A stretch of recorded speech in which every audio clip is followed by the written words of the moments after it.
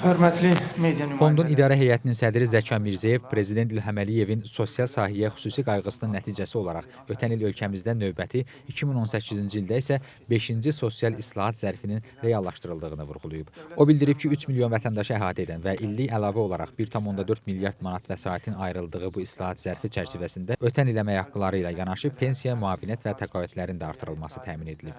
Ötən ilin əvvəlində, yəni yanvar ayının 1-dən etibarən minimum aylıq əmək haqqları 16% qaldırılaraq 345 manatdan 400 manata çatdırıldı. Bildiyiniz kimi bu 700 min şəxsi əhatə etdi və bunların 330 mini özəl sektorda çalışan şəxslərdir. Fevral ayının 1-dən, ötən ilin fevral ayının 1-dən minimum pensiyalarda 14,3%lik artım aparıldı. 280 manatdan 320 manata çatdırıldı.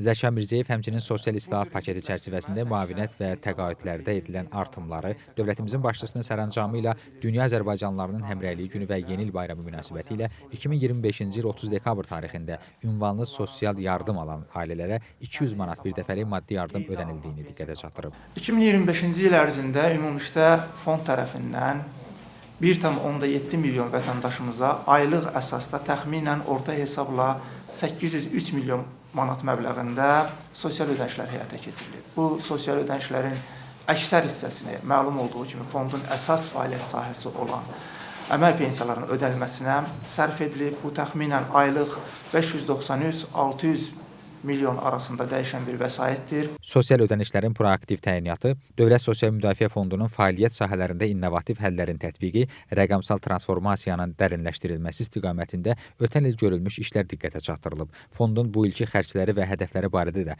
media nümayəndələrinə məlumat verilib, onların sualları cavablandırılıb.